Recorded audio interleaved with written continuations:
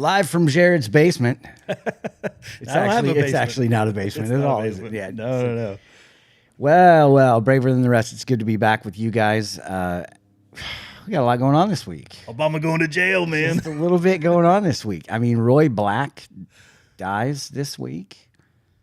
The lawyer who did the plea deal with Jeffrey Epstein,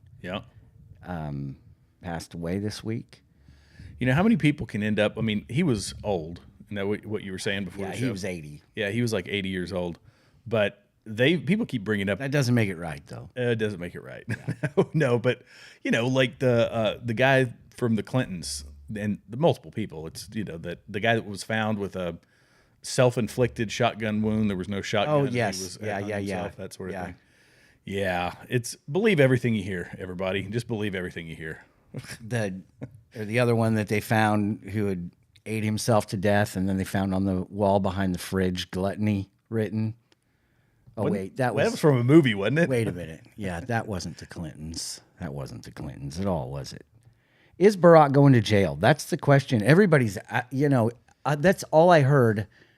Funny on conservative radio today, and then I heard nothing about that on like NPR today. So I'm not sure. Well, NPR's losing their funding, aren't they? Yeah, maybe that's they're still on today. They're still on. You know what? Let me go ahead and look it up here. Is Barack going to jail? And let's see what we have. MSN. That's a pretty like stable thing to look at, right? MSNBC? Yeah. Yeah. Oh, Barack Obama isn't going to jail. Yeah. Okay. Oh, okay. Well, I believe that's what Grok says too. Grok says, nope, there's no credible evidence or legal basis to suggest Barack Obama will go to jail. I just asked. Here you go. Everybody can see it. That's Grok is, we were talking about this before the show. AI, it's for as amazing as it is still skewed. It's still controlled or built by people, and they're going to put in their guardrails, and they can build their bias into those sorts. I do love this, though. I mean, Tulsi's launched a new offensive against Barack Obama, alleging, as opposed to the old offensive against Barack Obama, there isn't one, a treasonous conspiracy, they call it, to subvert the 2016 election and sending criminal referrals to the DOJ. Critics are calling this move a nothing burger and a dangerous attempt to rewrite history. What? Well, I mean, I guess those folks didn't read the packet of information. They didn't read the files. Right. Yeah, it's talking points versus facts. And there's a lot of people out there, man. There's a lot of folks that will listen to the talking points and they will buy into it. Or they're going to buy into a hook, line, and sinker. No offense to the boomers watching, but boomers are susceptible to this. Very. It's the only thing keeping Fox News and MSNBC, ABC, CBS, all those agencies alive. You know what else it is? I saw video footage of a church that was doing like the whole rainbow thing up on the stage and turning these big wooden rainbow things around, obviously celebrating, pride. Right. If that's what you call it. I threw up a little in my mouth when I said that. Sorry. One of the 7 deadly sins, right? Yeah. Right. And it panned to the church and it says, notice anything about this church? And I didn't send it to you. I should have sent it. Yeah, I noticed everybody's a boomer. There isn't anybody younger than 60 in there. Yeah. They're all old people who are all celebrating. It's like, well, and that's Brett, Brett Cooper is going to Fox. She's got segments on Fox. And I think that's their attempt to try to pull in a younger crowd because they can only sell so many catheters. Right. And it's easy for them. These news outlets, the mainstream media, all they're doing is throwing out even the commercials. If you ever watch, it's like, I don't have a problem with that. I don't have a problem with ED. I don't have a problem with what, it's like, these commercials are clearly diabetes. Diabetes. Should have worn that shirt tonight. These clearly, their audience and their market is My Pillow, and it's like, oh, you got a bad neck? Yeah, I got bad neck and the gout and everything. It's like, these people are old, and these people need to wear stuff when they sleep and everything else. We're all going to get there. I'm not coming down on you. Not bashing them for it. But yeah, that's their audience. That's their base. And they're buying this hook, line, and sinker. And then they go, well, let me look it up online. And they come across any of the outlets. And it's, well, this isn't true. Right. You know, it's clear. It's not clear if it's meant as a distraction from bad headlines about Jeffrey Epstein, is what this is saying. The core of Gabbard's claim rests on a bait and switch conflating Russian hacking of DNC emails, which is widely acknowledged to have happened, with the baseless accusation that the Obama administration fabricated a story about Russia altering vote totals, something it never actually claimed. Okay. You got to listen to the qualifiers, you know, the adjectives and the qualifiers and all the things in there. Baseless claims and right. You know, you've really got to pay close attention. Debunked claims and this, that, and the other. Right. It's like, because what they're not saying, right, is that they've had multiple outlets from the intelligence agencies that have come out and said this didn't actually happen. Russia did not interfere with our election other than Facebook ads. Right? Correct, yeah. Which, did I send you that thing about YouTube or one of them pulling like 11,000, I think it was? I don't think you sent that one to me. Let me double check. You might have.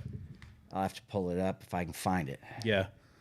No, I don't think you did. 11? I mean, yeah, you did. Google removes nearly 11,000 YouTube channels linked to China. That's from Epic Times. Yeah, linked to China. And I was going to talk about this because this is a really dangerous slope because we're done. We're done. Yeah, that's it. Rude. We're done. Wow. Well, I mean, okay, so there are people out there, and I will go ahead and head this one off at the pass because there's people who will talk about Tim Pool and Dave Rubin and all those folks. You remember that scandal that they said they were getting paid by Russian companies? Yes. And they were paid by apparently a legitimate American company who was getting money from Russian television, unbeknownst to them. Right. But it doesn't need to be beknownst to them. They don't need to know that it was happening. All they need for the narrative is to say this linkage took place and you are now culpable and you are working for the Russians. And I listened to, I think it was Mehdi Hassan.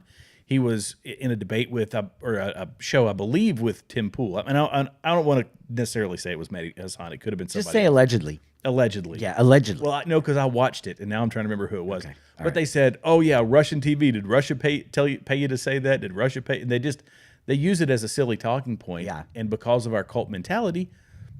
Well, because we've been fed it. Yeah. Force-fed it. Thank you, Obama. Mm-hmm. Right? We've been force-fed it. I wonder if he's getting royalties on every time Russia is used in a sentence. Like you did with Obamacare. We need to look that up. Right. Right? He's such a snake. He's such a slime ball. He really is. He is the worst president in the history of presidents. And he's not even black. He's not really black. So all our black friends that are listening, he's not black. Is he not?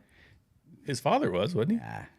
I mean, Lolo Sotoro, what you got to listen to Judge Joe Brown. Yeah, you got go watch Judge Joe Brown on X. He will lay out the whole Barack Obama family tree. It is really, really wild. There's a lot of inbreeding, isn't there? From what I remember. Well, no, I don't think it was that. There could have been. I don't. Oh wait, that was Michelle. Maybe that was Michelle's tree. Maybe Mike's tree was inbred. But this one was talking about the guy who was. He was a militia guy down in it was somewhere down in South America maybe or the Philippines, and there's he was Barry Soetoro. I remember the Barry Soetoro. I mean, of his student ID. Yeah, and his mentor was a gay professor, and everybody should have, according to him. That if you guys didn't watch that, by the way, don't, but it wasn't worth it. Michelle Obama and Barack Obama podcast. It was awkward. It was the most painful thing. It's like they're trying really hard to pretend things are okay when they're not. And for him to come out and say that was kind of like, oh, you are just fishing. But you know what? There's a whole generation of Geritol that's enjoying every word of it, I'm sure. B. Davis made a good point and just said, I know we usually wait a little while to get into the comments. No, I want comments. Yeah. This is just a thought, but do you think the hippie movement has anything to do with boomers being caught up in this? I'm Gen Z, just so you know, And then she said, let's see, if so, there might be hope for Gen Z. Maybe delusion skips a generation. I think we are the way we are That's good. because of our parents being hippies. Yeah. Well, there's a lot of it where I think we are, that we're Gen Z. I mean, it's the second greatest generation. The greatest generation is the greatest generation. World War II. I'll never take that away from them. But us Gen Zers are like, I'm on the cusp yeah. because I'm an 81 kid. Oh wait, I'm a Gen Xer. You're a Gen. No, Gen. No. Gen. Yeah, you're a Gen Xer. Yeah, you're Gen X. Sorry, not Gen Gen Z. Z. Gen Z is those are younger. Yeah. Yeah. Yeah. So wait, your parents were hippies. Well, mine weren't. No, B. Davis. Oh, yeah, I guess that would have been the case. Late bloomers, I guess, like late bloomer hippies. Yeah. She's Gen Z. Yeah. Oh, I'm Gen X. Is what I think. She said Gen Z, but she says I'm Gen X. Yeah. Yeah. So okay. You got us off track, B. Davis. Gen Xers are the latchkey kids, right? Yeah. Because our parents didn't care, and so we had to feed ourselves and had to discipline ourselves and everything else, and we drank from the hose and all those stupid memes and things that you see. Went down the hot slide. Oh yeah. Oh, you don't know pain until you felt a hot stainless steel slide. It's nothing like it in the world. So, yeah. But no, it's the whole tough men make good times make weak men, weak men makes bad times create strong. So we're in the resurgence of that, right? We had my parents were the World War II generation, and they went through all that they went through. They made some amazing times, and they said, I don't want my kids to go through that. Right. So they didn't necessarily coddle them, but they raised them a different way, and then it turned into this great generation, and they started having kids, and then they started cutting. Then you get the helicopter parents and all that kind of stuff. Yeah. And we're just in a weak kids. I saw it was a meme, but it was a kid. He was a musician. I don't know who he was. Playing to this monstrous crowd, and he's wearing this like crocheted, like just looked like such a soy boy. Yeah. And I thought, we made fun of kids like that when I was growing up. I mean, as a Christian, we would beat them up. That's what I did, right? I'm just. That's not. I true. did though. Yes, it is. It's true. In junior high, high school, I was definitely not that way at all because I really came to Christ at 16. I think. Yeah. Yeah, that's why I tell people. I grew up in the church. Yeah. Parents were pastors, but I accepted Jesus for me. Right. So, but up until then, I had no trouble slapping somebody around or being slapped around. Yeah. That's just how it went. Most of the time, slapped around. Well, this actually works really well, as we often do, when you bring up something. And I just happen to have a video. Yeah. That kind of relates to this. It's a Bill Maher video, and I like Bill now. I don't agree with him obviously on 100% of things, but in this instance, he's talking about trad dads. You've heard about the trad wife movement. Yes.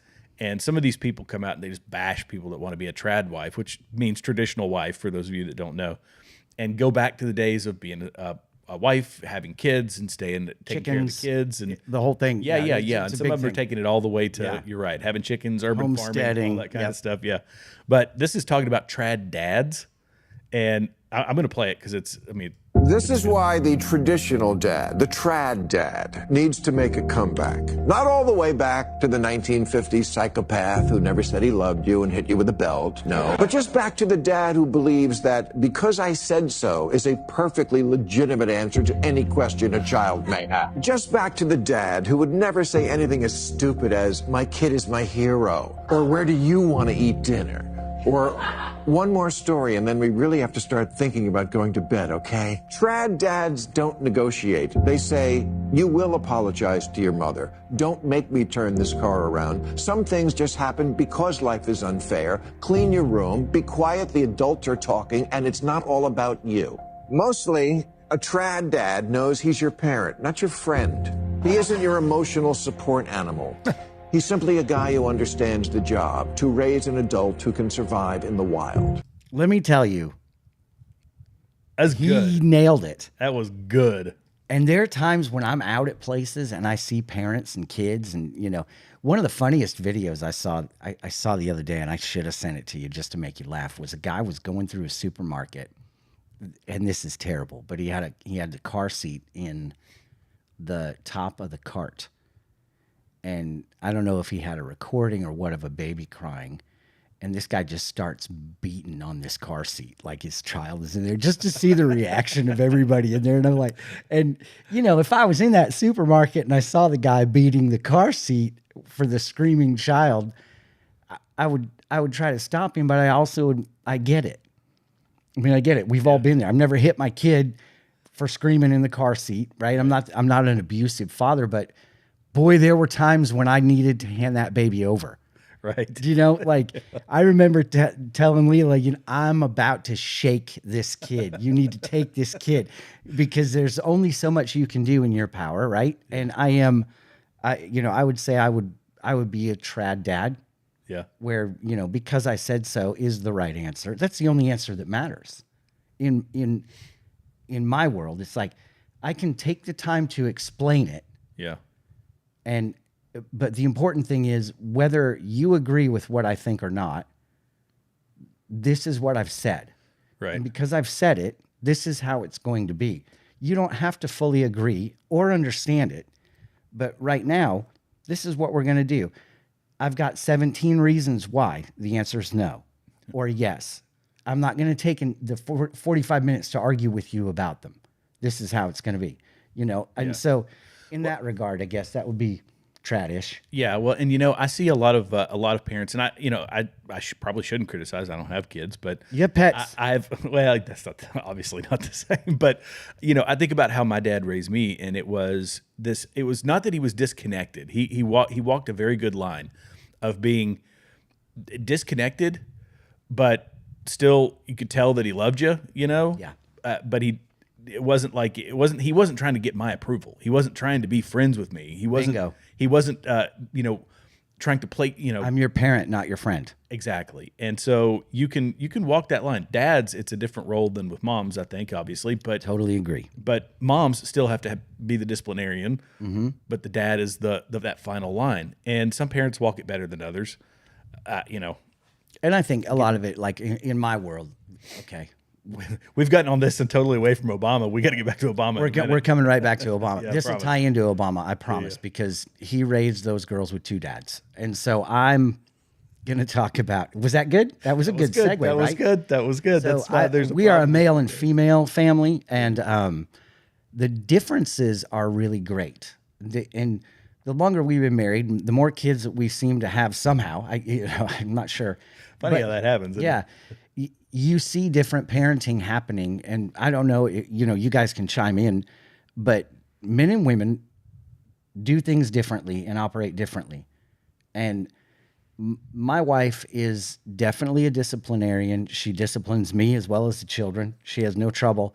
She's a strong woman, and I don't mean physically strong, but she's just a very strong person and has no trouble saying no and yes. Has no trouble with her, very biblically grounded in let your yes be yes and your no be no. I said no, it means no. That's the end of the discussion type of thing. But I'm going to say this, when it comes to the button pushing that children do, they push boundaries. They push you and push you and push you. They don't push me near as hard as they push her. Mm. And I can sit there and listen to about 5 minutes of it, and then all I have to do is stand up, and it's over. Like, they will look at me like, he's going to kill me. Yeah. I need to shut my mouth. And so, but I don't know if that's that way in everybody else's house, but it is. I'm not your friend. I'm your dad. Yeah. And I will love you till my dying breath. You will always be my kid. And, we've got one that is 18 and doing her thing, and I'll love her till my dying breath. But you got time to be more like friends when you've hit adulthood. Yes. You know what I mean? And that's exactly right. Yeah. It's you're going to have to go through some times where your kid's going to be poo-poo faced at you and all that stuff. Yep, because absolutely. Lord knows I was with my dad. But now I call him every day. Yeah. I try to. Yeah. And it's hands off. I mean, it's hard as a parent to release your kids. And some of you guys have done this. It's never easy to you're not saying goodbye by any stretch of the imagination, but you're allowing them to make mistakes, hoping the consequences are small, that they learn on their own, that they, that they're doing these things. And it's all you can do is just sit back and go, I'm going to always support you. And I think that's the model of Christ with us, right? Is, think about him. I mean, you talk about an ever-loving, everlasting Father, where he just sits back and goes, "Oh man, okay, come here, come here." I mean, the amount of times you have to tell your father, "I'm sorry," Yeah. like every day, I let him down, I'm sure, and he says, "Come here." Never stops, and that's what parenting is. Once you let that child go, well, especially when they're under your care, right? When they're younger. It's a constant correction. It's a constant guidance. It's constant. But then when they're gone, you have to release them and go, all right, come here. It's okay. That was dumb. How are you going to get yourself out of that one? Yeah. Well, it's on you, buddy. So you'll figure it out. But here we go. Okay. Speaking of dumb decisions, here's one. Let's write a fake narrative to try to overthrow this president. Wow. Yeah. This is getting dicey. I'm gonna play this one. We've got multiple clips. Yep. First of all, Tulsi Gabbard's my hero. Yeah, she's this pretty good. Week. She has earned. She's laid dormant. She's been quiet, seemingly quiet for a while. And I mean that whole thing about her not being in the Situation Room or in the, she was dismissed during the. Come on, what was that? And everybody was like, "Where's Tulsi Gabbard?" That was during the Iranian strikes. Yeah. That was it. Yeah, when we were going in and hitting with the nuclear facilities, Tulsi wasn't there. Yep. Well, and because she's I guess they were afraid. I mean, this is the speculations that she would have been afraid of. We were getting into another forever war. I was worried about that, so I'm with Tulsi on that one. Sure. But we can, and we're still not entirely out of the water yet, but. So far, it seems like nothing has happened.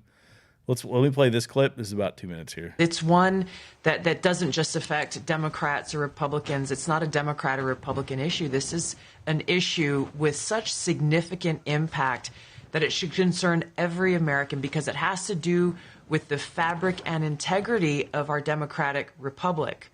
That we had a situation here where in the months leading up to the 2016 election, the intelligence community assessed, and this is what the documents detail, the intelligence community assessed essentially Russia doesn't have the tools, the capability, or the intent to try to change the outcome of the U.S. presidential election. Donald Trump pulls off a historic victory against Hillary Clinton in November of 2016. Even in the days after that election, the intelligence community continued their consistent assessment that reflected the same thing in the months leading up to the election. All of a sudden, in the early days of December, there was a president's daily brief that was drafted. This is put together by the different elements of the intelligence community that reflected that same assessment. Russia did not try to hack the election, in essence. That PDB, that document, was pulled hours before it was supposed to be published for the president to see that following morning. That document was never published until we released it yesterday. One day later, President Obama calls a meeting of his National Security Council, his top officials, to be held on what they called a sensitive topic. And the results of that meeting, which we released yesterday, and these over 100 documents that talk about in detail how President Obama and his team, he directed a manufactured piece of intelligence that detailed not if, but how Russia tried to influence the outcome of the United States election. It's one. So what does all that say? That he lied. Yeah. Boldface lied in a what she is calling and what Trump is calling a treasonous way, which is to try and overturn basically to impact the presidential election. Yeah. And the sitting president, because I think at this time, because President Trump at the time, the daily briefings, once he's president-elect, he gets those briefings. They withheld that from him and then ran forward with what they knew was false information to try to derail his presidency. And it makes you wonder, how far reaching is this? How deep do the tentacles of this garbage go? You know, we were talking about January 6th. Yeah. We know that there were nefarious players involved. Which we still don't have all the answers to that. No, we don't. Yeah. But we know that those guys were out there, and who put them there. And why was the actual security denied that Trump wanted to bring in for that? Yeah. Why did they do that? Why would they say no to that and then have this happen? How deep does this go? And I did say earlier, Barack Obama is not black. He's not. He's yellow. He's a coward. Yes, that I think he is. Well, I think he's brave. He's bold. He's not brave. He's bold because he's got the cover of the media. He's got the cover of the intel. But he's yellow. He's just a coward. But yeah, at his core, he's he's a skeevy politician. I think is really what he is.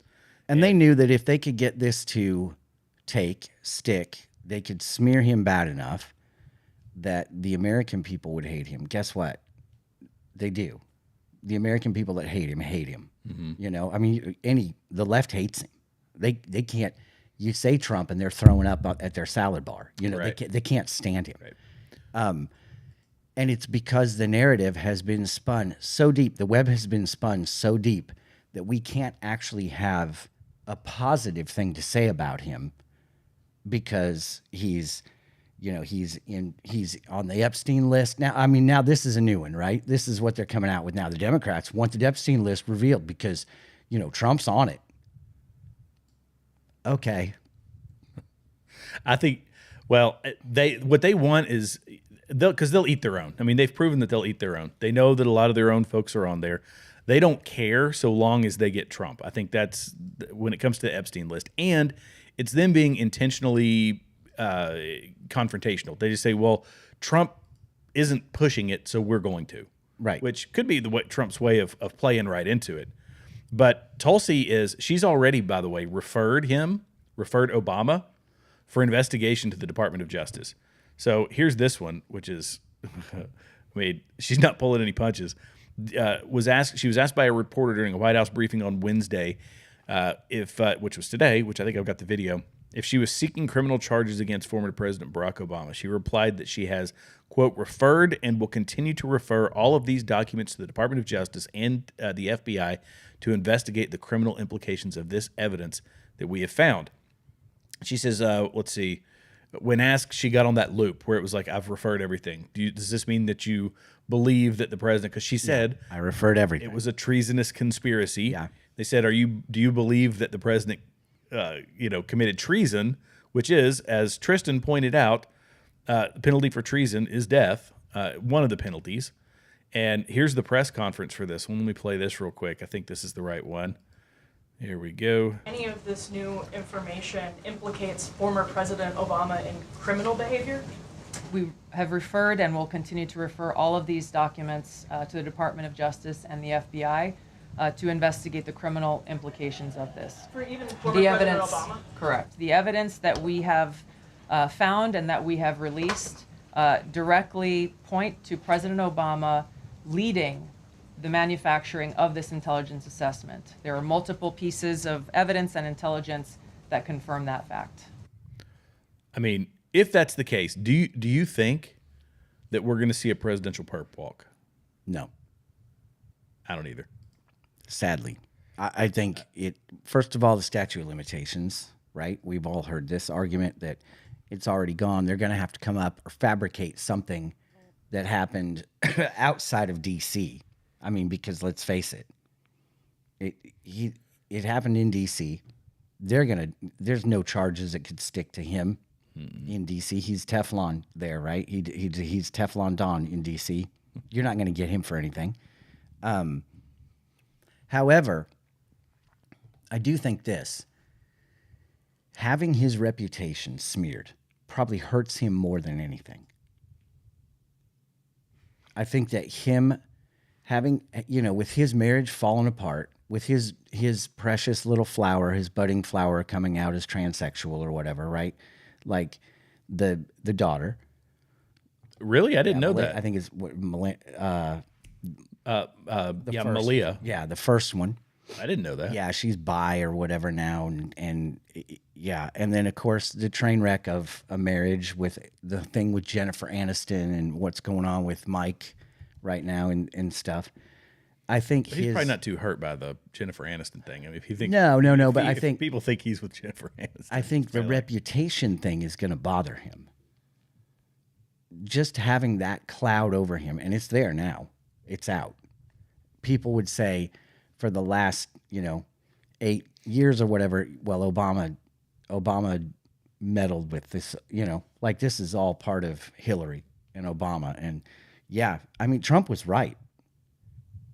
According to all that, Trump was right. Hillary bought and paid for the smear campaign. Yeah. And that's all it was. Yeah. Can you get him for defamation of character? Is there a statute of limitations on that? That's a good question. I don't know if there are. And Can he 'cause file? that would be a civil case, I think. Right. Can Yeah. he file civil charges against them? Maybe. But as far as this being treason, as far as him being, no.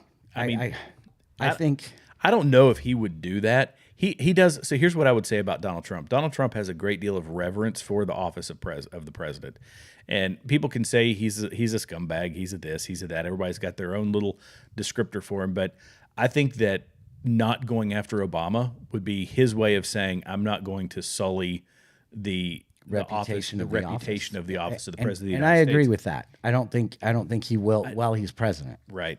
But he's obviously litigious enough to go after people. He did it with CBS. Do we think he'd go after Obama? I mean, I don't Well, and could you imagine the amount of money? We're talking $36 million for election interference lawsuit. Why? Because CBS edited the interview right. to play to her favor, right? To totally put her in a light that she's not a drunk and a slob, right? Right. So they edit this interview. He gets to sue them for $36 million, and they settle. They They knew that He wins. Obviously. Yeah. What kind of damage did this do? I think the damage to this was more to the. I mean, we could say it to the country, but I think about this. If Trump had, and people pontificate about this all the time, if Trump had won his second term, so he won the first term against all odds, he lost millions. He's the only president in the past, I think, 100 years, maybe 70, 80 years, who has lost net worth since he's been in office, and he lost a lot. Yep. Hundreds of millions that he lost. He was expending his own money on his campaign, his first campaign, fighting the legal battles and all that. And anytime he would, I think in some cases he dipped into campaign funds to fight against stuff that was campaign related, and people would, splatter him all over the tabloids and all over the front page of newspapers for it. But he lost a ton of money, but he keeps doing it, and he kept going after it because he has reverence for the office, but that hurt him, but I think it hurt him financially. But then the point I was going to get to before I started yammering was if he had won the second one, he wouldn't be able to do what he has been doing now. Correct. And I come at, so it's, again, I'm going to take this to Vodi Bakum. I listened to a Vodi Bakum sermon. It was this weekend actually about Christian nationalism. And Vodi Bakum, by the way, if anybody doesn't know, he is a black man. He's a pastor. He's this unbelievably good, I believe, theologian. I probably differ with him on some things here and there, but he's great. He's unbelievable. And he was talking about Christian nationalism and how people go to Romans 13 for Christian nationalism. And have you heard this one? Have you listened to his sermon? I didn't listen to it yet, but yeah, Well, everybody says that they love, the left loves to quote verse 1 and 2, where they say that, and I can't remember the exact verbiage of 1 and 2, but saying that leaders are to be respected and that leaders are put in position by God. But then if you go to verse 3 and 4, it talks about how they are supposed to be followers of God, people who respect God, people who, you know what I mean? Yeah. And so when you don't have that, that's when you're more or less duty bound to call out those things, to not have those leaders anymore, to find new leaders or whatever it happens to be. So I feel like what we are going through now is, as painful as it was for 4 years to go through Joe Biden, that it was setting the stage for now. And what that means in the future, I don't know. But I listened to another guy who was talking about the spread of Christianity and how Alexander the Great, this is the way some people look at this, was a necessary, a God, they believe a God, he believed a God ordained, necessary evil or whatever you want to call it, entity that was necessary for the spread of Christianity. Sure. Because it made the Greek language common. It was, the vast amount of property of real estate that this guy controlled, of countries, of the world that this person controlled, was able to allow for the spread of Christianity and for it to ultimately become for our translations of the Bible and all of these things. So we don't know always what's at play. And there were people who were run over roughshod or run roughshod? He ran roughshod over countless countries. There you go. Nailed it. Yeah, there you go. And this is kind of one of those things. We suffered for a mere 4 years under Joe Biden, and we saw all this corruption. It brought it to the surface, and then Donald Trump comes back in a landslide victory, and now we're seeing some accountability. I would take it a step further. We suffer for 16 years under Barack Obama, even though Trump was president. Well, yeah, okay, fair point. Nobody got anything done. Yeah. All they did was hound him based on a fake. And this is why it's so incredibly damaging, is because millions of dollars were spent. Millions of dollars were spent. The airtime and the reputation that was garnished because of this fake narrative that Barack Obama and company made up, like they need to be bankrupt. Yeah. Give me my money back. Yeah. I paid taxes so that you could go after the sitting president on a lie that you knew was a lie. You made it up so you could spend my money. And that's kind of what he did. And so Biden gets in. First of all, yeah, Biden was not I sent you the Arizona Election Commission woman? Yes, I've got that one. Yeah, tell me again how Biden won this election. He didn't. And I'm not an election denier, but they're coming out now saying, oh, yeah, well, guess what? Memo for record. Letter from state legislators to the American people. Reference the 2020 presidential election. To the citizens of the United States of America. We, the undersigned state legislators of the United States, are vested with the plenary power by our U.S. Constitution, Article 2, Section 1, Clause 2, to oversee the election of the President of the United States. It has come to our attention from an audit of 2.1 million ballots in the state of Arizona, complemented by an in-depth canvass of votes in Arizona, as well as through multiple different data reviews of voting by independent experts, that our representative republic suffered a corrupted 2020 election. Hello.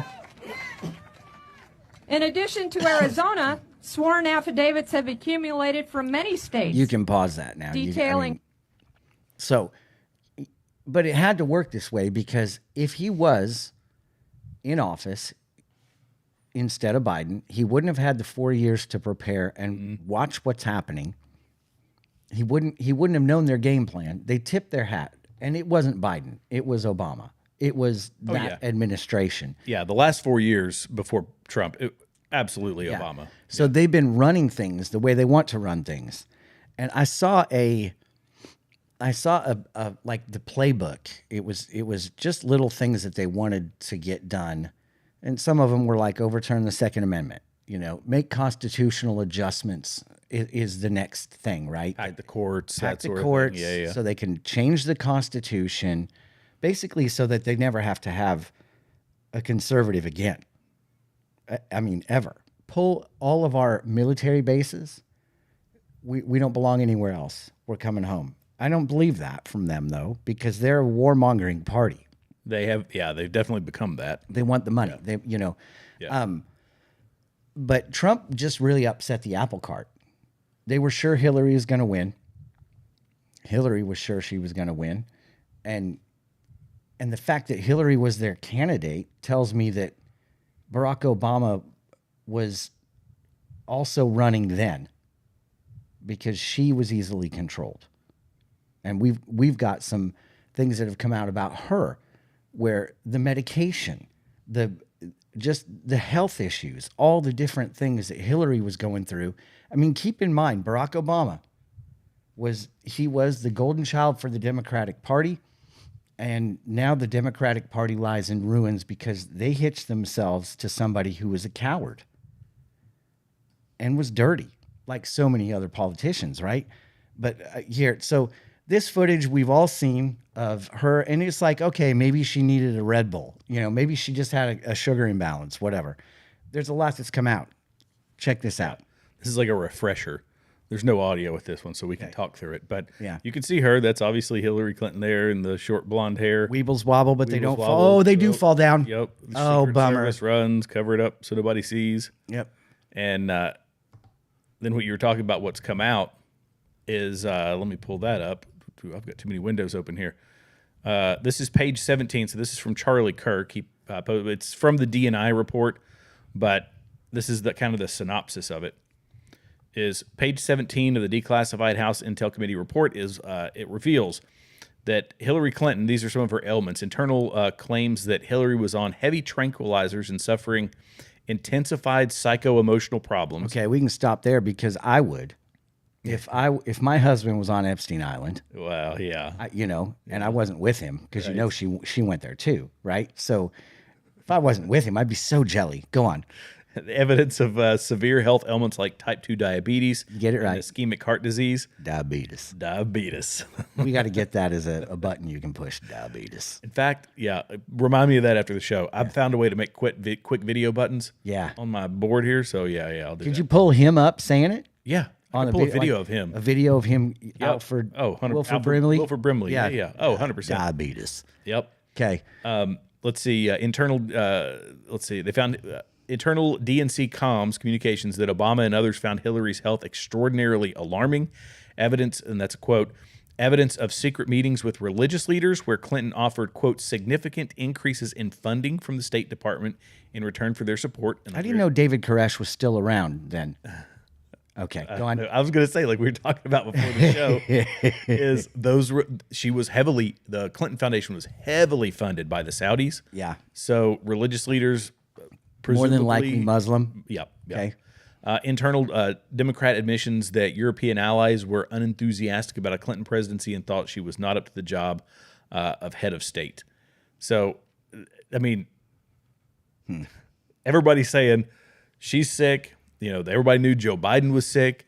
Everybody knew that, Kamala Harris had, her problems. And, it doesn't matter because to them, it doesn't matter. No. These are vessels. These are vessels for power and greed and corruption and all of those things. Money laundering, which is essentially what the Clinton Foundation was doing. Yeah. I mean, the Bidens too. Oh gosh, yeah. 231 some odd bank accounts and nonprofits and everything. You just sit back and go, why is nobody investigating this? I'm going to do a video on the Hunter Biden interview. Oh my! Did you see it? Yes, I can't. I couldn't. Was crazy. The amount of go to subscribe to Continue Freedom if you're on here. Please do. Actually, it's a great podcast. But the amount of bleeps that I would have to pull up to show that to anybody is he's got a filthy mouth. Oh yeah. His daddy needs to rinse his mouth out with soap. His mommy needs to spank him. He needs a trad dad. He needs a dad, traditional dad, not one of them dads that's like, hey, I'm your friend. Ever since Bo died, you've been my best buddy. Because that's what it is, right? Yeah. Yeah. Wow. Can you put that box of classified documents over there? But I think that the American people, when it comes to Obama, we're still like things. This happens to us all the time. We get information and we say, yes, information's coming out, and nothing happens. Then they give us more information. And we think, oh, this is it. Okay, she did something different here, though. She gave us information. That very true. Yeah. It's not like I've got something on my desk It's not a teaser. It's actual data. It's actually Correct. 200 and some pages of data, right, that are incriminating, that she says, here's what we found. It looks to me like he's guilty of treason. I'm not a lawyer. And she, she said, I'm not a lawyer. I don't know, but I've turned this all over to DOJ, and we're still discovering. And so, but it's going to DOJ, and therein lies the problem. Nobody trusts the DOJ and the FBI. Nobody trusts the FBI, because guess what? The intelligence industry was in on this. Exactly. It's like the criminal investigating his own crime. Yeah. Yeah. So this is where it becomes, hey, thank God that we have like this, these equal branches of government. And I'm like, no, not right now. I'm not thanking God, because I want him to walk the walk, right? I want to see him in handcuffs. I want to see it. Yeah. I want to see the guy that tried to take my country down in handcuffs. It won't happen because we've got to go through the proper channels, right? And the DOJ is one of them. And I'm sorry, we've all talked about Pam Bondi on this show quite a bit. Oh, gosh, yeah. She needs to steer clear of this one. She needs to let qualified people deal with it. Yeah. Yeah. So, and there's implications to perp walking a president. And it's not like it's the information comes out, it happens right away. You're right. There's a process. Right. We have to stick to the process. There has to be law and order. We have to do it the right way. Well, and people have said, Trump gets off then too, because Trump got off, they can't make any of this stick, because it's like, well, you're comparing apples and oranges. Yeah. You're comparing apples and oranges. You're talking about fabricated crimes. Right. And in some cases fabricated evidence and to the point where places where he couldn't even get a fair trial because you're doing it in places where you can't get an impartial jury. To the point where you're talking about Trump got off on because of some of the things that were fabricated in the first place. Right. Yeah. That it's like, okay, yeah, you brought some of these charges against Trump that stem directly from this. But think about the middle of the road people. That's in my brain, I'm obviously uber conservative. Yeah. And in my brain, I think, okay, who's really going to be impacted if all this comes to fruition? And, I know the statute of limitations or something, if there's some legalese, which I'm not a lawyer, so who knows, but if you get to a point where you actually can perp walk a president who committed a treasonous conspiracy against our country, against the voice of the people, our democratic representative republic, what is that going to do to the middle of the road people? And I think about the ones who should but don't watch our show or other shows, right? That you're not informed enough. You are still going to MSNBC, ABC, CBS to get your information, and how that's going to be portrayed is just like they portray everything else, entirely dishonestly. Yeah. And it will wreck the next two election cycles. It's weaponization of the DOJ. Correct. Is what it is. Which they can do it. The left can do it because they control the media. Yep. Karl Marx taught them well. Yep. Goebbels taught them well, right? So, but here's my only hope with this is if the evidence comes out and if it's widespread enough that people can read and see what was done, they're smart enough to go, this isn't weaponization of the DOJ. This should have never happened. This was wrong. He was wrong. Jeremy, I don't think enough people. I mean, I'm just saying enough. There aren't enough people that I don't have the faith and confidence in that. Yeah, I know. I probably shouldn't either. I mean, people, I do. People, give credit where credit is due. The American people, most of them, we'll say a lot of them, are very in tune with what's going on. They have adequate common sense, but they have a mental capture, the left does, on so many people. They say it was it's this small minority of people that they had this psychological capture of these people. I still think it's part of me thinks that it's larger than we on the right tend to let on.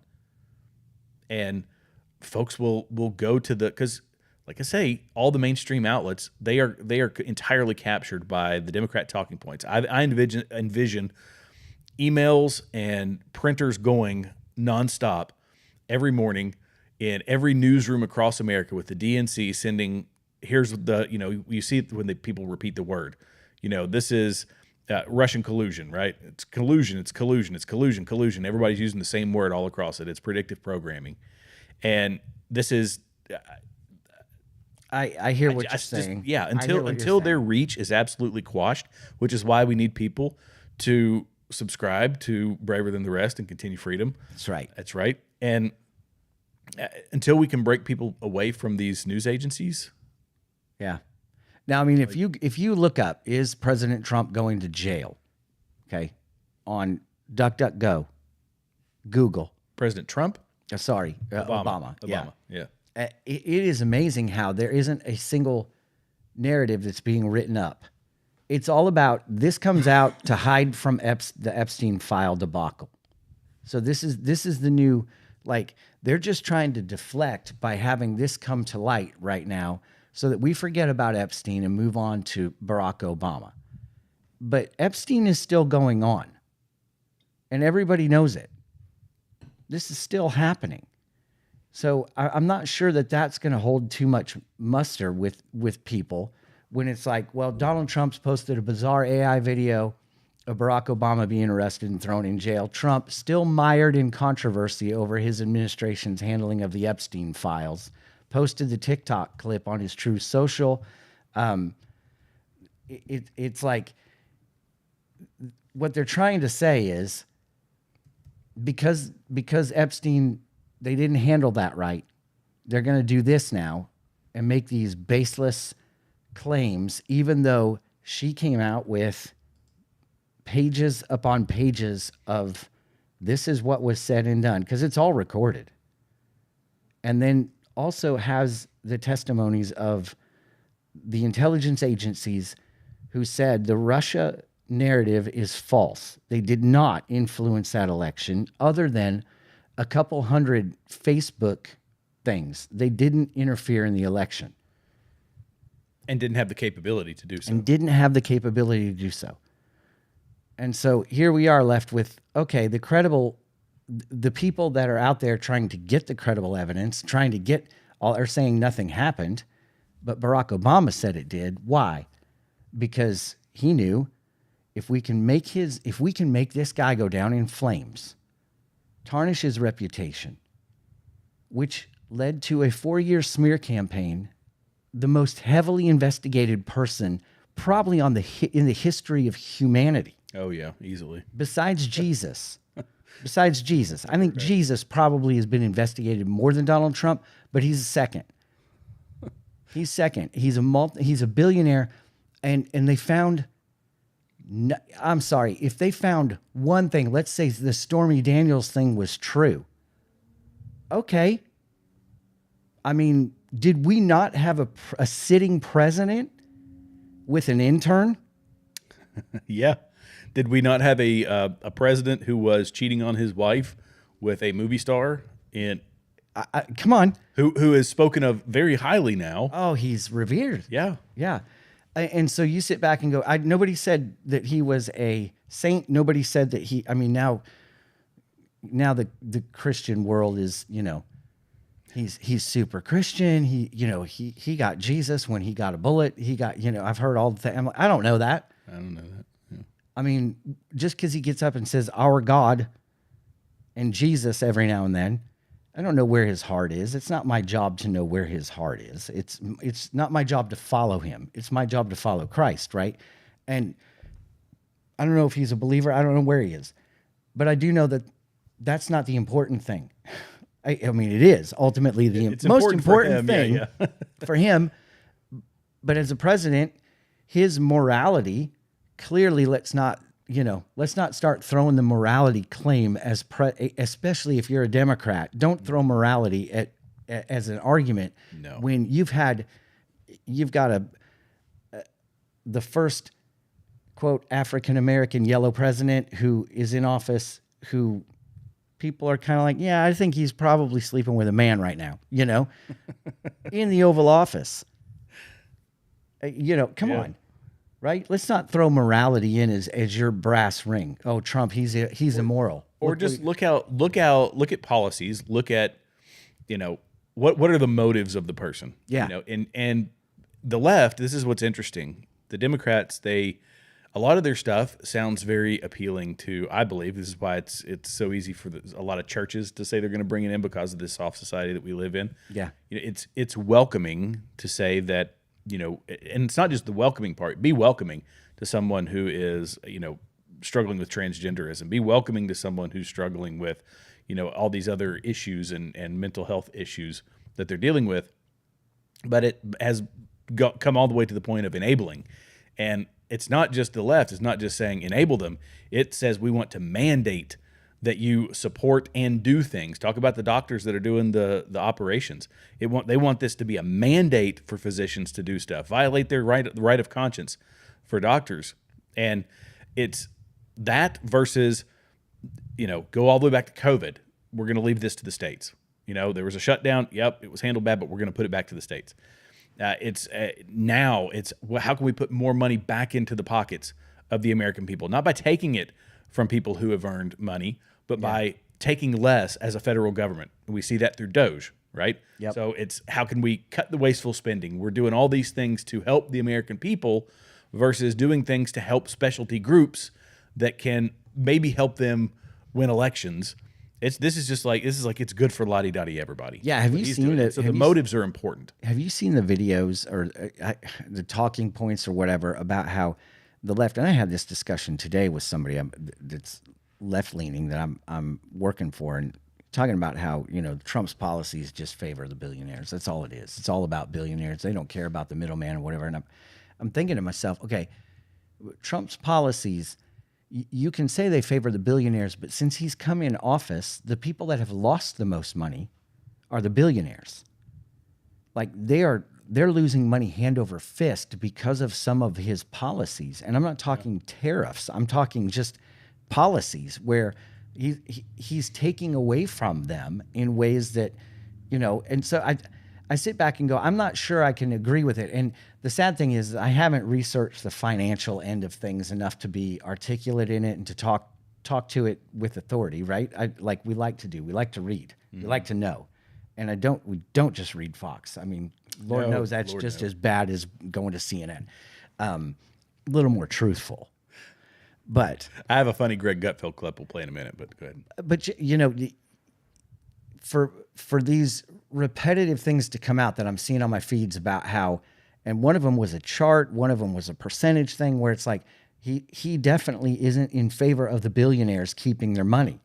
He's not playing into their hand. If you want that, you can go back to Biden. You can go back to Obama, who definitely catered, even though, because the verbiage is different, because the verbiage is, we're for you, the American people, the American workers, we're for you. And they, you know, we hear that enough and believe it. And, you know, Trump doesn't really say that much, but he's doing it where it's like, yeah, we're for what's right for America, not just for you. We're for what's right long-term. Yeah. Well, and he's sticking it to the billionaires in that, well, I say the billionaires, the big companies, the big, you know, corporations, in that, you've basically sold out the American people for cheap labor, which part of, you know, a lot of people would argue, and in some ways I would too, that it's become too expensive because of things like the unions and other things that have jacked up the price of labor, that have jacked up the price of production here in America. The regulatory burden that is here in America is unprecedented compared to other places in the world. Yep. So we've shot ourselves in the foot, and they had no other option to go someplace else, and they did. But he's saying, all right, you know, you're going to, in some cases, I think GM was going to eat tariffs, you know, eat some of the costs of products that were coming from these countries that are under tariffs. And he's like, you're not passing this on to the American people. Part of me says it's kind of getting a little towards you know, I hate to use the F word, but fascism. But he's doing it to the companies, but not through force. He's saying, let's negotiate this. And he can then sit back and say, yes, I did this. I told them this is what they're going to do. But there's other ways. I'm sure that he's making it up to him in tax credits and other stuff. But it's not that he's trying to quash billionaires, because he is one. It's that, hey, we have to start looking out for ourselves. We have to be able to function as a country, minus, especially when you talk about drugs or other things, minus China, minus, you know, that's right, minus Russia, minus any of these other nations that aren't necessarily friendly to us. So let's be somewhat self-sustaining. The energy is the big one when you talk about the Middle East. We got to get away from buying all of our oil from the Middle East. We got to be producing our own. We've got enough for the next 100 and some years. And he says, drill, baby, drill. Well, the American people can get behind that because when the price of gas gets down to $1.75 a gallon, they're going to be doing cheetah flips and ready to vote for whoever says, I'm going to keep it this way. I want to do what that guy's doing. Yeah. You know, Here's what's fascinating. We're doing a whole show basically on this stupid thing. USA Today. Pull them up. Go to politics. Not a single story about Barack Obama and treason. You know what it starts with? Reports. A.G. Bondi told Trump he's in Epstein files. Wow. I'm going to show this. Here, I'm gonna do a quick screenshot here. This is USA Today, and I'm gonna show you the top the top however many headlines that I can get in my screenshot. Not one word. I scrolled the whole thing. Not one word from USA Today about this. There you go. There's the top headlines. Yep. Pam Bondi. He sent classified info on Houthi strikes in Signal chat. That's still going. They're still talking about that. That happened, what, 2 months ago? 3 months ago? Yeah. And that's like the number 2 story. The big one here, the big one. Colombia agrees to $200 million deal with Trump administration. But how about that? How about the fact, and if you don't think things are slanted, how about the fact? I didn't even pull that up for everybody to see. There we go. How about the fact that USA Today, top headlines, this doesn't make it on the list. Not one thing. This does, though. House committee to subpoena Epstein files, Clinton's other Democrats. Okay, that made the list. But other than that, Trump's named multiple times in the government files on Jeffrey Epstein. Wow. And, you know, I tell people I always send them to X, but even X, you can get in an algorithm loop. If we don't actively, and again, I will give this advice. I do it on my channel all the time, but get outside your algorithm loop. Intentionally find some. If you go watch I'll do this. I'll watch Piers Morgan, or I'll watch somebody who's having a debate with a leftist person. I will go find that person's account on X, on Instagram, wherever, and I will start scrolling through it. I will find the people that support and I'll follow them, and I will find people that support that person's point of view, and I'll follow them. You accounts. have to, because then you get both sides. It's the only way to get both sides. Absolutely. I mean, I will give them, here's what's really fascinating about this. USA Today, top headlines, right? Bondi tells Trump that he's named in the Epstein files multiple times. Then you go down, Trump, DOJ, loses bid to unseal Epstein grand jury testimony. So you sit back and go, okay, why is he wanting it? Why are they saying let it come out then? If he's in it multiple times, why isn't he trying to hide anything? Why isn't he trying to hide? Well, I can tell you why. He was one of the only people to talk. Yes, he was. To be interviewed. He was one of the only people to allow himself to be interviewed by the lawyers who were prosecuting Jeffrey Epstein. He was one of the only people that gave them the time of day to do it. And he willfully did. So if you got the testimony of 5 people, one of which being Donald Trump, guess whose name's going to be multiple? Like, he's going to be in there multiple times. Well, Trump says he didn't really know the guy. Trump says he hated the guy. Trump said, so I guess this is where you sit back and go, what do you got here? Oh, yeah, here you go. Here we go. Proof positive in case anybody thinks we're nuts. Yep, 2009 Epstein prosecutor. Now, just one more question on that document, and this goes to the more salacious rumors, but I would like you to just, whatever you can say on it. Obviously, our current president has had relationships with Epstein in the past, and there are those, Katie Johnson and maybe other victims who have accused Trump of being involved in things like this. In my experience, Trump supporters will not listen to anything along those lines. Obviously, we're not a court of law here right now, but are those claims of those, though that case was dropped, it was dropped before it went to court. In your opinion as a lawyer and your experience, is there anything you can say as to the validity of those claims, or whether or not there will be any more about that? Nothing at all. The only thing that I can say about President Trump is that he is the only person who, in 2009, when I served a lot of subpoenas on a lot of people, or at least gave notice to some pretty connected people that I wanted to talk to them, he is the only person who picked up the phone and said, let's just talk. I'll give you as much time as you want. I'll tell you what you need to know, and was very helpful in the information that he gave, and gave no indication whatsoever that he was involved in anything untoward whatsoever, but had good information that checked out and that helped us, and that we didn't have to take a deposition of him. That was in 2009? That was in 2009. Look at that. So I guess he is probably mentioned in there because that was the actual investigation they were doing, right? Right. Well, and that's all. That's what I think. That's probably what the Democrats want. They don't need. Everybody talks about the list, and more people are coming out saying there's not a list, right? It's not the list. It's the videos. That's going to be the most telling thing. But then you can't show the videos because of the content that's on the videos, and that this magical black book. Some people say it's there. Some people say it isn't. But all they need is Trump's name on a flight log, which I think they've already seen. That's it. But if they see another thing, it's like, here, this is proof positive that he's involved, whether there's going to be other people on there. And they'll do the whole redaction thing where they redact everything except for Trump's name. Yep. And say, look, here's proof that he was with him. And, above him was Adam Schiff, and another one was, Chuck Schumer, whoever happened Nancy to be. Pelosi. Right. So they just need the perception of guilt. They don't care about actual guilt. And here we go, right back to what happened with Barack Obama. We don't need truth. We just need the perception. If we can make the American people think that he was in bed with Russia, we've won. Exactly. Yeah. And they did. Yeah. They did. In fact, to this day, there are many, many boomers sitting in their diapers right now, sitting in their own poo, listening to us going, yeah, that Trump, he's a Russian, he might be a Russian agent. I believe that people like Mazie Hirono still believe that. Right. Who I believe is probably So I mean, I would put my cat's IQ up against. Do you see how that works? I mean, it used to be, bad publicity is better than no publicity, right? Yeah. All publicity is good publicity. Yeah. But in politics, it's like, no, I think really they smeared him. Yeah.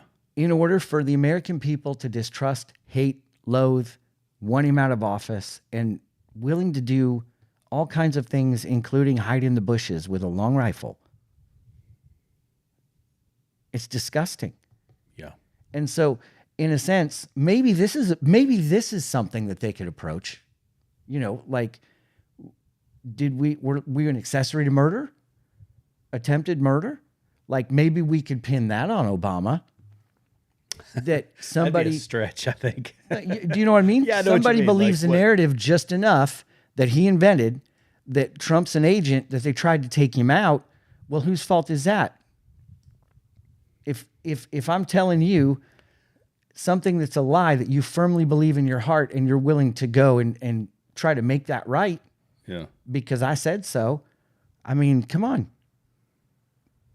There you go, DOJ. I need to be part of the DOJ. There you go, be part of the DOJ. Because I'd be going after attempted murder for Barack Obama. Whatever it is. But here's the thing. I want to say we're going to be sick of hearing about this, but apparently we're not going to be sick of hearing about it because nobody's talking about it except for Fox. Right. Except for, Epoch. Except for a few. Is it Epoch or Epic? Epic, Epoch, whatever. I don't know. Okay. Yeah. A few outlets. You're not seeing it on, the only thing you're seeing on the BBC is, this is just to steer away from Epstein. We're still on Epstein. When you have a former president of the United States who really committed treason, and everybody's focused on what Trump messed up with Epstein, which did he mess it up? We don't know. He's smarter than they are. There's a lot of people that are like, no, this is a long game. He's playing a game with it. He's got it. He knows what he's doing, and we're going to let him do it. So, but I mean, does that not say everything about the condition of the world and Fox News maybe? Yeah. And Tristan made a good point here that aside from asking where Ben is, well, we'll talk about that. Ben, I hope you're watching. You quitter. For tonight. For tonight. Yeah. He had things. He had things. He actually had some things to do, and I get it. I do. I get it. He's getting his nails done, getting ready. But the Senate is dragging their feet on confirming U.S. attorneys. Exactly. We don't have a prosecutor, and the Senate is about to recess. And they're, Thomas Massey was talking about why they used to do this. They used to do this because there was no air conditioning in the Capitol. And they would leave in August because it was sweltering hot and old men in wool suits were passing out. Yeah.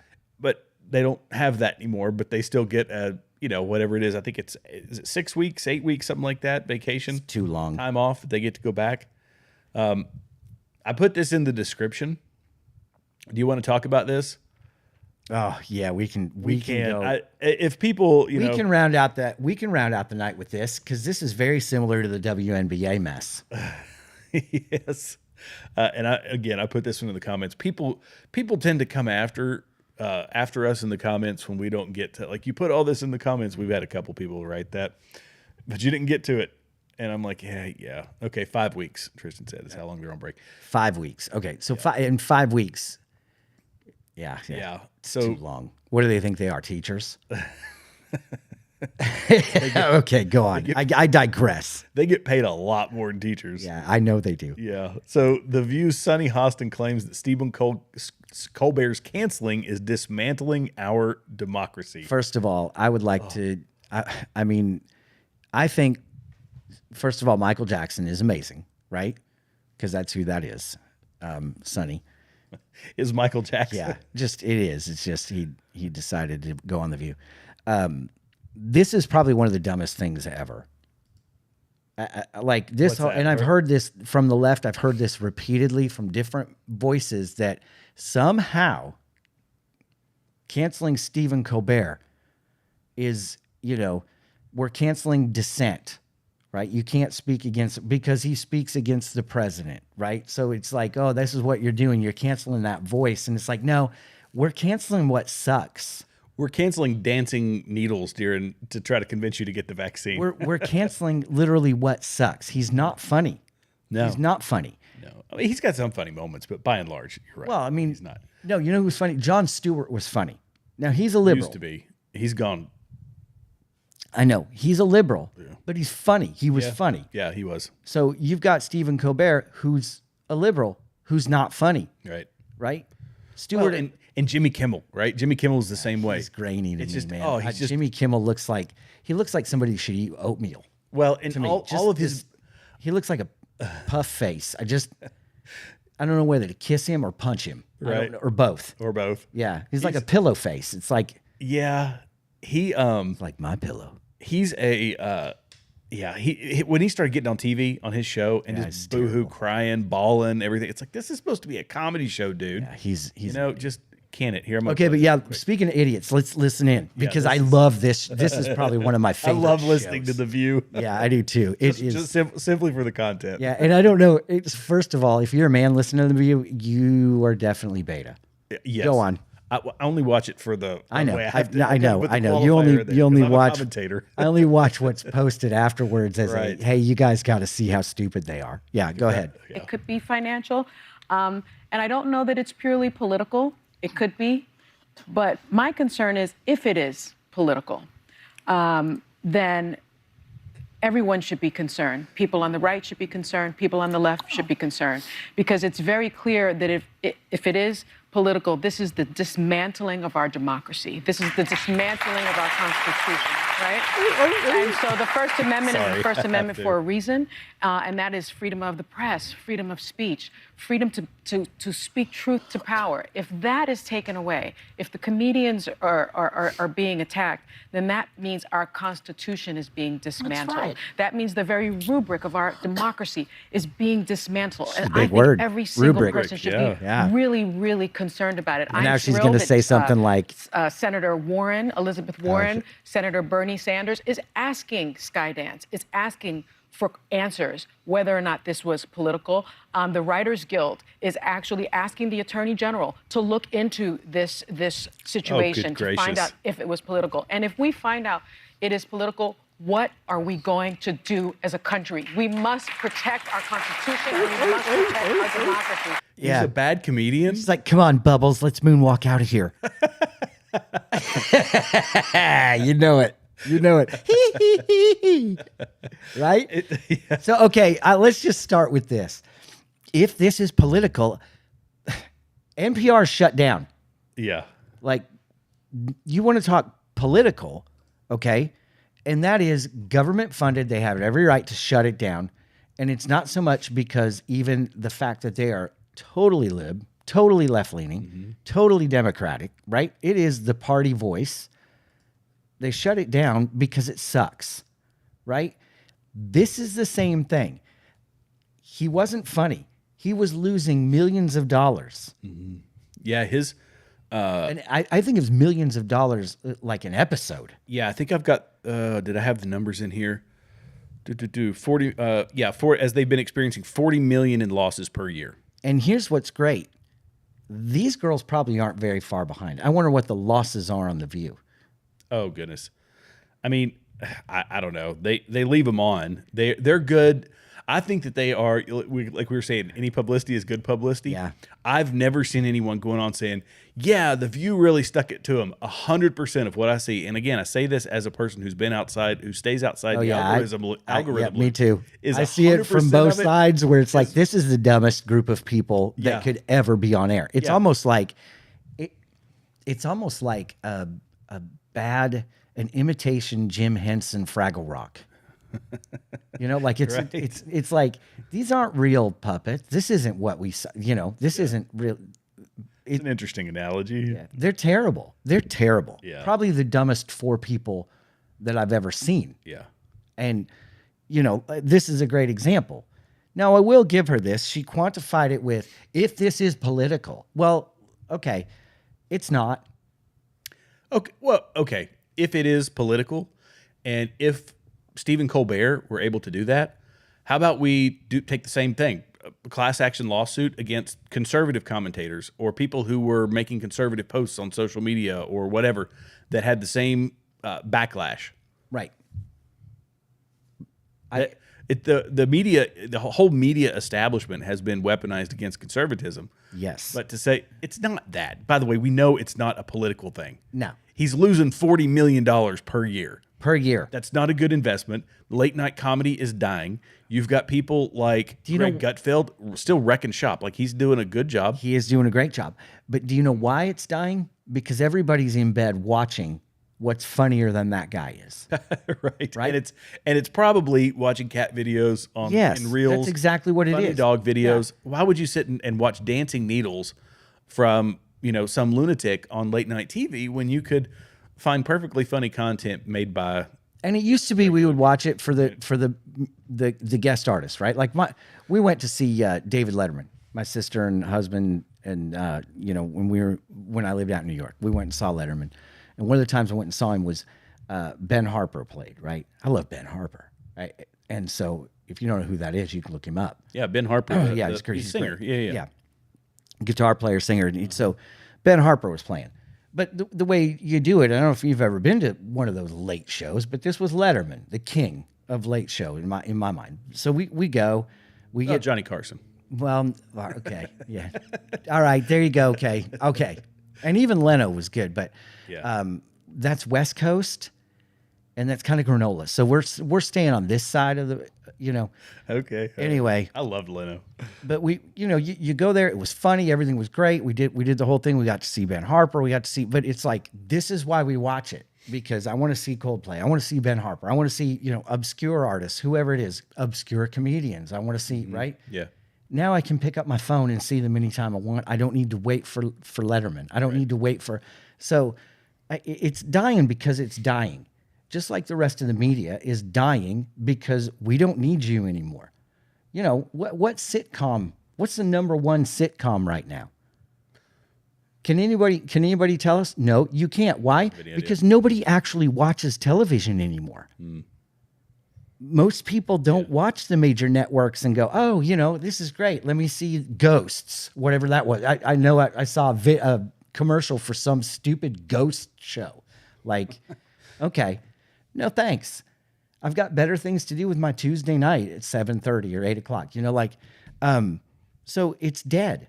And, you know, daytime TV is not dead. Thank you, Boomer.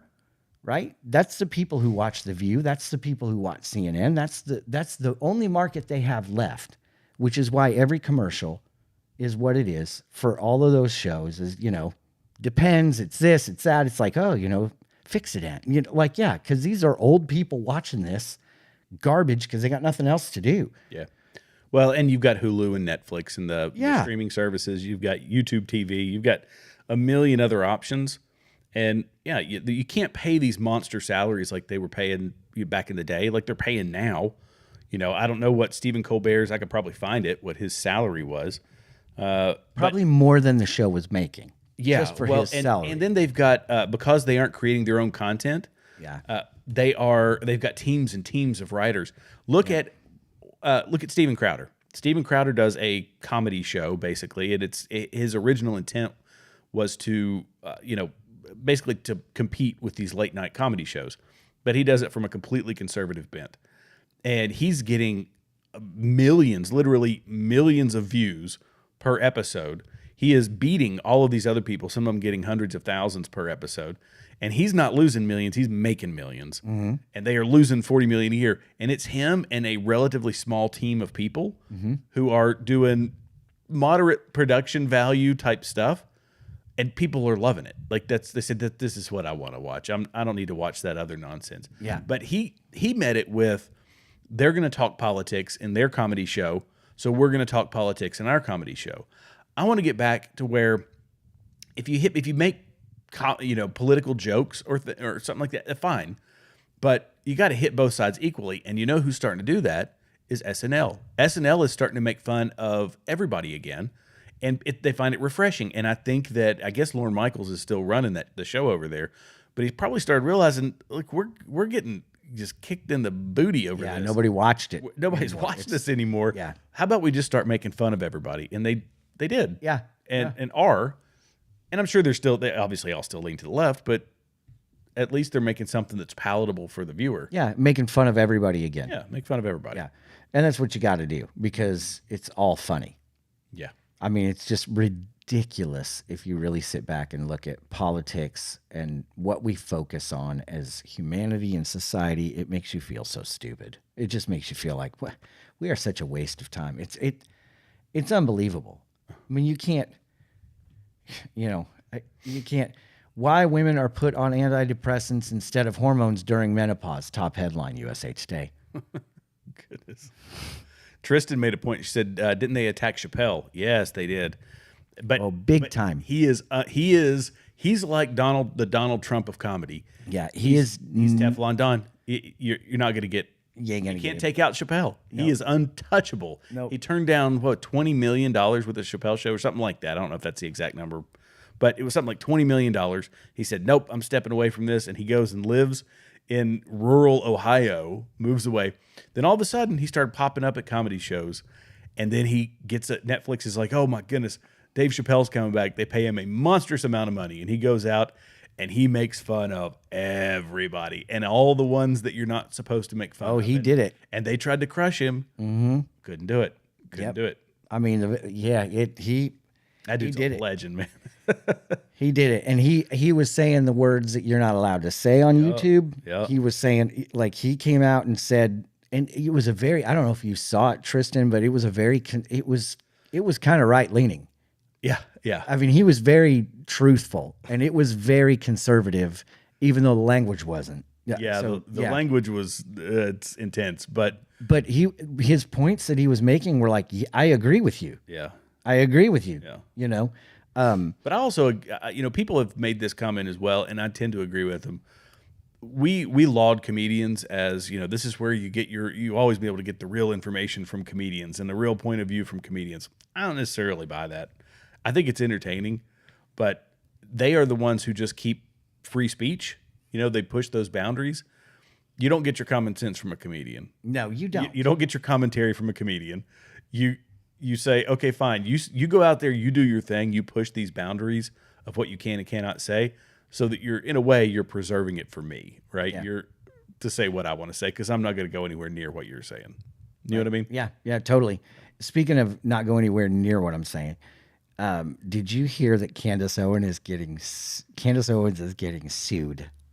Are you serious? Yes, and you never guess who's doing it. Who is that? The French president sues Candace Owens over claim about his wife being a man. You know what? You know what's going to be part of that case? Genetic testing. We'll find out. We're going to find out for sure. Right. Right. But I mean, so here we are. Here we are. Did we or did we not just watch the trans Last Supper in Paris? Yeah. And now I'm going to sue you for saying that my wife, who really does look like a man. Come on. Yeah. But she might not be. Okay. It's not, she's getting sued for defamation. You can't sue me for defamation for my opinion that your wife's not very attractive. Right. So if it is a man, which I'm not saying it is, because I don't want that lawsuit either, but I will say that she's not very attractive. But here we go. I thought that you can't just, I thought that we have to be like, it's okay. Like now can you sue for misgendering? I mean, apparently that's considered violence if you ask someone on the left. I'm sure Macron thinks the same thing, that, the whole college thing, speech is violence. But we just had this talk tonight, my son and I. But there is something to that. When you've got words hurt. Yeah. When you've got a platform as big as Candace Owens, yes, you are held to a different standard, and she comes out guns a-blazing on some pretty wild stuff. So I don't know. But you're also a public figure. But then, right? She's not. He is. Is there some tie between that? Yeah, kind of like them they come out and bash Melania Trump, even though she's one of the classiest first ladies we've ever had. Right. And so you sit back and go, is this? This might be taking it a bridge too far. I don't know. What exactly did Candace say? That she's convinced that he's married to a man, right. And I would say she expressed her opinion, which she is. Are you allowed to express your opinion on that? I think so. I mean, yeah, but I think she's gone a bit further in saying, here's talking about photos of her as a young child, and it was actually a boy. And I mean, she's done investigative reporting about this, so she's applied a lot of resources. But then there's also this: stay in France. You're not allowed to sue her for saying that. She said it on American soil. Well, come on, there you go. Right? Yeah, I can say what I want. It's America. Yeah, I don't know how that works. Crossing international lines. This is why we're not supposed to have. This is why we're only supposed to be consumed with our village. Yeah. Have I ever told you this? My wife heard a great teaching, and shared it with me, and it's 100% true, that we were not created as individuals or beings to have the kind of reach and that we have. Right? We were created for our village, for our group, for our small community. And the fact that right now we're talking about people that we've never met, that we will never meet, like it matters, and like we know something, which we don't, but it consumes us, and we read and we agonize over it, and it gives people anxiety to talk about it, and it gives people, they get upset, depressed, all the different things. We're not meant to know any of that. We're meant to know, how can I help you as my neighbor? We're meant to know, like, how can we be intimately involved together, and what are your needs? What are my needs? How can we pull together? Oh, I'm sorry, you're going through something right now. I know you, I can make a difference here. And that's how God intended it, because he didn't give us he did. He gave us the internet now, but for thousands of years, we only knew our neighbors and our community. So we're in a state of sensory overload. Boom. Yeah. Yeah, I mean, you could say it that way. It's so much easier to say that way, I guess. Sensory overload is what you call it, But, yeah, it's interesting. Because I can say that guy's wife looks like a dude to you, and you're not going to sue me. Right. But I can't say it to 40 million people. But I think that this is it's something that you're right. I would agree with that. That's not how we're built, but we're also adaptive. And what kind of a world would we live in if we had the things going on because of how interconnected we are and how advanced we've become, that if we didn't have the ability to know these things, where would we be as a society? We would be, we'd be ruled with an iron thumb, or with an iron fist, or an iron whatever, an iron thumb. I'm thinking of keeping thumb on the pulse of something. That was a completely wrong analogy, but you know what I mean. Yes, we'd be ruled by the iron fist, and so it's a blessing and a curse, because it would be nice. I would love to go back to where I existed with my family, and I did just my thing every single day. We break bread. Yeah, it's like, and we completely ignored all the things going on around us. Yeah.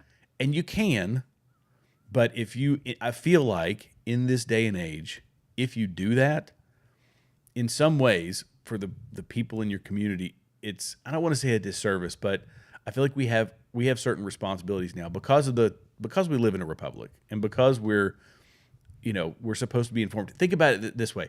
When the Declaration of Independence was passed around, and they were taking it to taverns in, Rhode Island and wherever else, and they were hammering it up on the walls in bars and, breweries and wherever else, that, that's my dog walking, that the people were amped up to see this. They were running to read what was going on because they didn't have that information. Yeah. And now we say, oh, well, most it's of them 10 were o'clock at night. What's going on in the world? right in the world, right? And Right. most of those people with the didn't. Well, but that was an international document. We're Yes. saying, but most of them would be like, "What's that say?" So there's Right, that they- too. they couldn't- They didn't even know. But Sure. okay, so I want to finish out with this because I think this is hysterical. yeah, So 4 cruise guests were arrested for alleged drug possession in Bermuda. Why is that funny? I don't know. Have you ever been on a Carnival cruise to Jamaica or Bermuda before? Like, drugs are kind of one of the things. Okay. Yeah. Have you ever like? I mean, I've done. Yeah, I did one years ago. Yeah, I get off the plane in Jamaica, and the very first thing the guy says to me, Oh yeah, you want some? "Yeah, you want to meet Jesus?" Like it's like I, like, wait, what? They asked I me know if I wanted. him. They asked me if I wanted that sticky icky. Is what they asked me. Yeah. So it's like, I mean, how THC gummies? Like, Yeah. what? You're in Bermuda. You're going to cruise in Bermuda and you get busted for drugs. How incredibly ill-equipped are you to cruise anywhere if you're getting busted? I just got the biggest. Oh, you got a kick out of that. I got a kick out of it. I mean, yeah, it was 100 times stronger than fentanyl, what they had and all that stuff. Sure. I mean, it's not a good drug, but Wait, they got the what? What did they have? What were they in possession of? Oh, car fentanyl. Yeah, it's about 100 times stronger than fentanyl, Wow. and it was used to sedate large animals like elephants.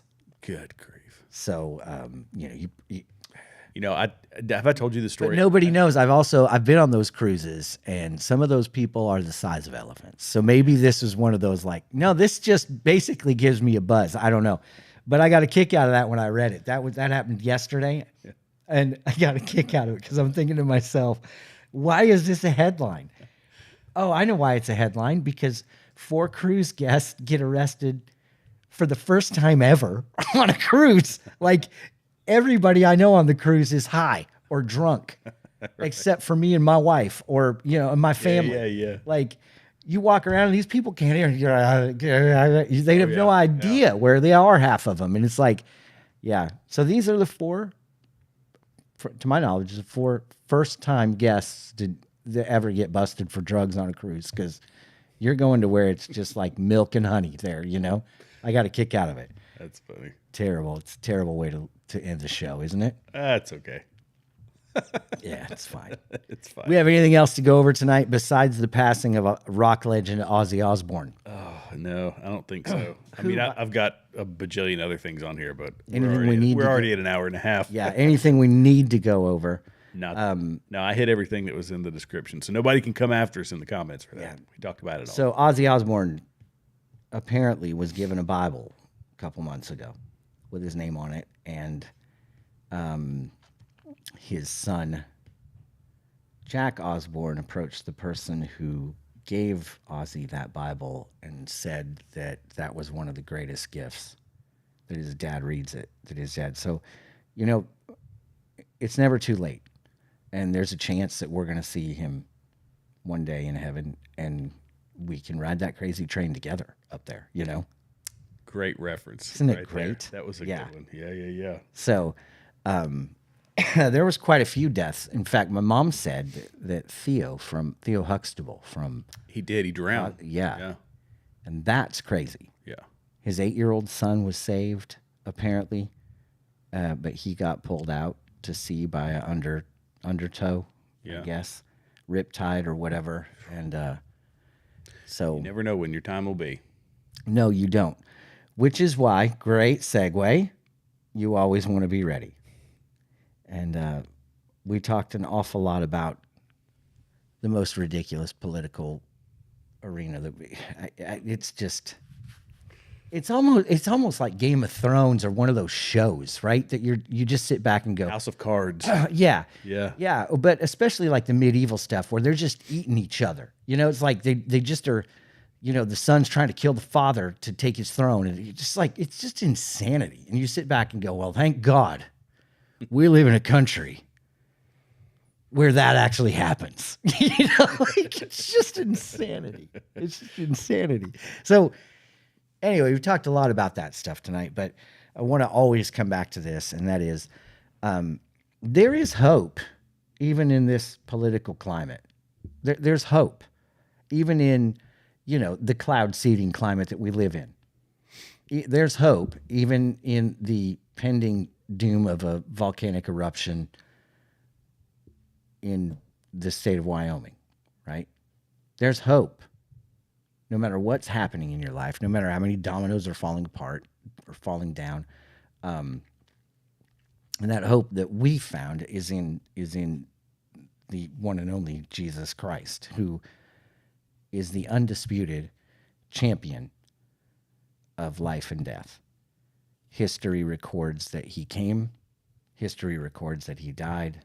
History also records that he was resurrected. No other God, no other religion celebrates a resurrected Savior.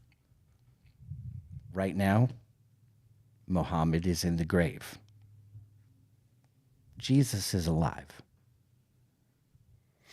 So, who's the greater prophet there? I think that ends that argument. We don't even need it, right? Done. And what's great about Jesus, unlike Muhammad, is that he doesn't make you jump through a bunch of life hoops to get there. He doesn't make it difficult. Just believe. You just got to believe. You got to believe that Jesus Christ is the Son of God, and that he came and lived a sinless life and died for you, so that when you pass from this life, you pass into the next life with him. And if you accept him as your Lord and Savior, that's a guarantee. If you don't, then you will pass into the next life, but it'll be a life without him. And that is not the life that you want after you pass from this one. So we want to encourage you, if you have questions about Christ, if you have questions, go to a church, find a person that you know that has grown up in the church, that goes to church, that's a believer, and ask them questions. I would say you can also go to ChatGPT and Google to look some things up, but we know that Barack Obama's not going to jail and this is all a hoax. So I can't exactly trust that answer for you. But you can take my word for it. My life would be empty without Christ. And we just want to encourage you tonight. And as always, if you have questions, comments, things you'd like us to discuss, you can email us at thebraverthantheRest@gmail.com. You can also feel free to chime in on chats. What do we got for anybody saying anything? Yeah, we've got, let's see. I think we've hit all the comments that we've got. Tristan was, as usual, firing up the chat over on Rumble. Thank you, Tristan. Is she arguing with other people on there? No, not tonight. There wasn't. You got to watch that. Much argument. Yeah, good. Yeah. I had an argument on my chat the other day. Tell me about it. Which I'll give you the plug here at the end. Continue Freedom, if you don't mind. That's my podcast, so I do that The solo. fairly frequently. It's my solo show. Yeah. But yeah, I had some people getting in a fight. A couple of my usuals. One who hadn't been on in a while. I love that. But yeah, which I said that's fine. That's what it's supposed to be. You know, we're gonna have differences with people. Lively discussion. It's lively discussion. Yeah, I mean, it's fine. Yeah, just be respectful. That's all you got to do. Hello. They weren't, right. But it's okay. So, as always, we want to thank you for joining us. Like and share us with people. We need that as much as, well, probably as much as you do. Yeah. You know, as much as all of us do if you've ever posted content.